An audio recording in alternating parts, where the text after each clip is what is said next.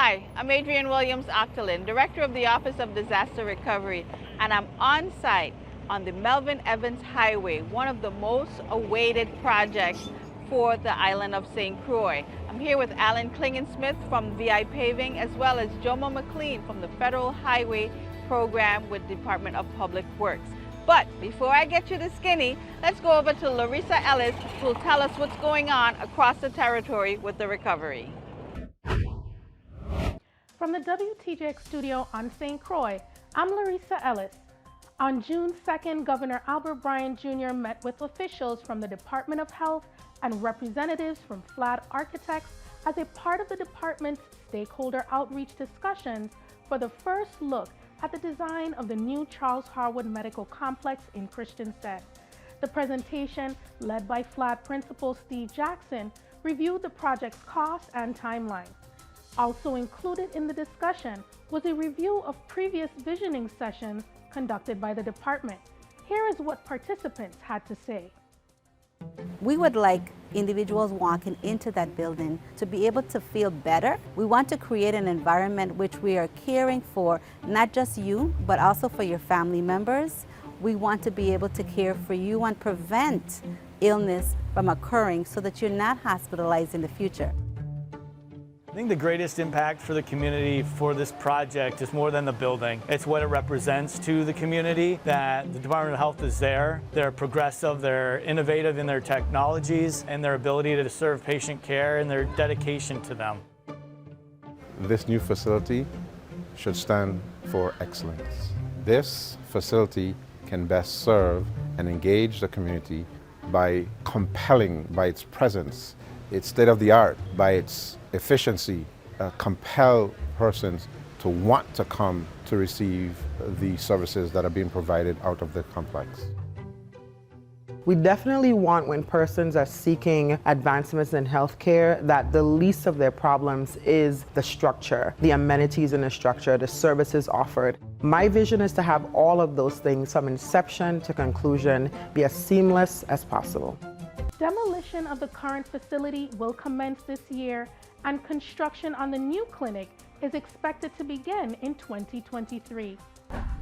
In great news for public housing residents in the town of Frederiksted, the Virgin Islands Housing Finance Authority is working to complete a $2.6 million recovery project to repair residential units in the Lagoon complex.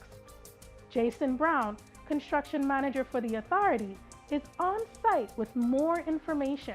Construction began here at Fritz Lawat on April 9th of 2021 with a completion date of August of 2024.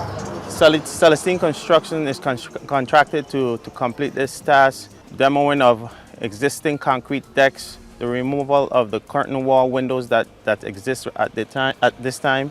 At this point, 16 decks have been completely demoed and reconstructed, along with new Miami windows, as well as new foam panel wall that was inserted to harden the structure. The funding source for this project came from FEMA and insurance proceeds. After completion of this project, the residents will have a fortified hurricane-proof home to live in. Thank you for that update, Jason. Over on St. Thomas, territorial operations for the Virgin Islands Public Broadcast System received a boost in capacity, resilience, and reliability thanks to several federally funded projects.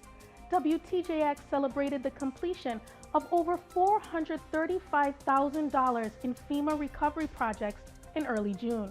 The ceremony, held at the mountaintop location, applauded the installation of a new PBS dish capable of being stored remotely in the event of inclement weather, and a 150 kilowatt generator to support the continuation of services if the location loses power. Also included in the celebration was the completion of 2 tower projects funded by the FCC. WTJX also has FEMA-funded projects to rebuild the Hay-P studio on St. Thomas and reinforce the St. Croix studio in Richmond. Governor Bryan and Office of Disaster Recovery Director Adrienne L. Williams-Octalien recently traveled to New Orleans to meet with recovery and utility officials to discuss best practices and post-Katrina initiatives to mitigate against future weather events and increase resiliency. representatives from the Sewage and Water Board and the New Orleans Office of Community Development led tours through their facilities and other mitigation projects discussing engineering, a unified approach to paving, and the layering of federal funds to support rebuilding after Katrina. The territory will continue to work with other recovery offices to examine disaster management strategies, successes, and challenges in an effort to foster mutual connections, share information, lobby for reform, and support each other's initiatives. In more good news for Frederiksted, the Virgin Islands Housing Authority is continuing its mission to reinvent public housing in the territory. The authority recently held a panel discussion hosted by contractor Urban Land Institute, which included interviews with 75 local stakeholders on their vision for Freedom City. The week-long schedule took ULI staff and other stakeholders on a tour of the town area and to various meetings, which ended with a presentation on preliminary findings and next steps at the Delta Door Center. VIHA Executive Director Robert Graham gave opening remarks at the session. So the purpose of our service panel is to take all the ideas, distill them, and to be able to then deal with how is the Housing Authority dealing with its redevelopment plan, replacing all of our old public housing. How are we investing in our people in those new developments, and how we are working to ensure that the developments that we are building are energy efficient. Business owners, contractors, and consultants interested in doing business with the recovery should visit the ODR website for an updated list of open bid announcements and detailed information. Recently, the Department of Health closed an RFP for the abatement and demolition of the Charles Howard facility, and the Virgin Islands Housing Authority closed its solicitation for the revitalization of the D. Hamilton Jackson Terrace and Alfonso Piggy Gerard complex. For more information on other bid announcements, as well as up-to-date news on all disaster recovery projects in the territory, log on to www.usviodr.com. Thank you for that, Larissa. And as you can see, rain don't stop the work. I'm here with Jomo McClean. Again, as I mentioned, he is responsible for repairing the Melvin Evans Highway, and we are here finally. Yes, we are. So we have VI Paving has started the work on this project. How long do we anticipate it will take for completion? Well, this project will last into the end of this calendar year. Construction, like you mentioned, has just started. They're going to start with the drainage improvements. They're going to be doing some deep patching for the next few months. And then they're also going to be starting repairing the streetlights, the long-awaited streetlights. This project is approximately $12.3 million, with just under $1 million for repairing the streetlights on the entire stretch of the Melvin Evans Highway. And work has just begun, and it's been long awaited and finally progressing. Great, this is excellent news. So the pressure's on you, Mr. Klingensmith. You're the project manager, I suppose. Yes, I am. So we anticipate that you're not only going to mill and replace the roads, but you're also putting in proper drainage. All of the existing paved waterway will be removed, replaced with 6-inch reinforced concrete paved waterway. All existing culvert pipes will be cleaned. There'll be new added culvert drainage put in. Head walls replaced. Some of the head walls will be repaired. Deep patching. Some areas will be dug out 24 inches with ag base put in and asphalt. Some will be milled 6 inches deep. 6 inches asphalt replaced on it, whichever required by the contracting officer in the area. And then the entire road will be milled to have a smooth surface and repaved with 2 inches of surface mix. Okay, this is good stuff. Then these are all going to meet our federal highway requirements, correct? Yes, it will. And in addition to the work that Alan mentioned, we're also installing new guardrails. So there'll be guardrail replacement as well as the street lights and pavement improvements. Well, I'm really excited about the fact that we're going to get the highway lit up again. And what's the approach for that? And are supply chain issues affecting any of your timelines for this project? Yes, the supply chain will affect some of the timelines. contractor. We met with the owner of VI Paving this morning.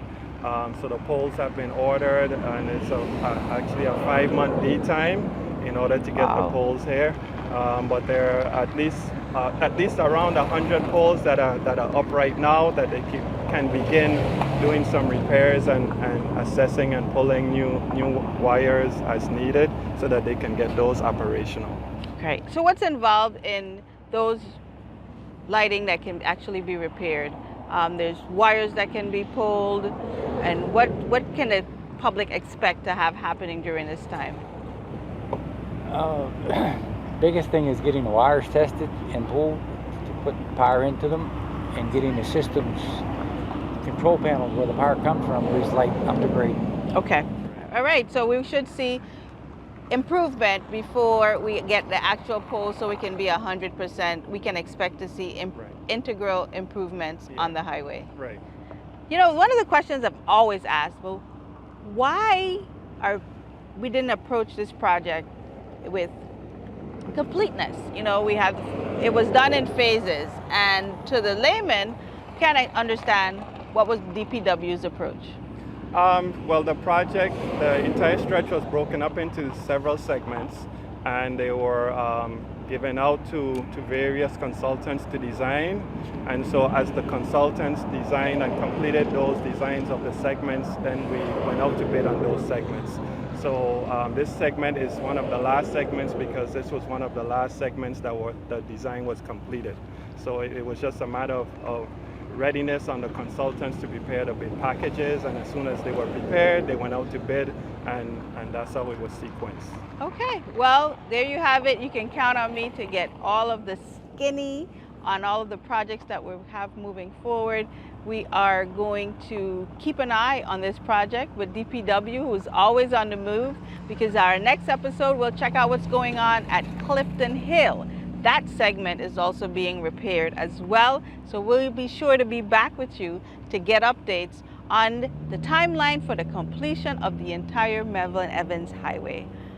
Again, it's always our pleasure to do our duty to provide you an update on what's going on with recovery. I'm Adrienne Williams-Octalien, and you can stay tuned and keep up to date what's going on with the recovery by tuning into Recovery in Focus the last Thursday of every month on WTJX Channel 12. Stay with us, because we're going to continue to build a legacy of resilience.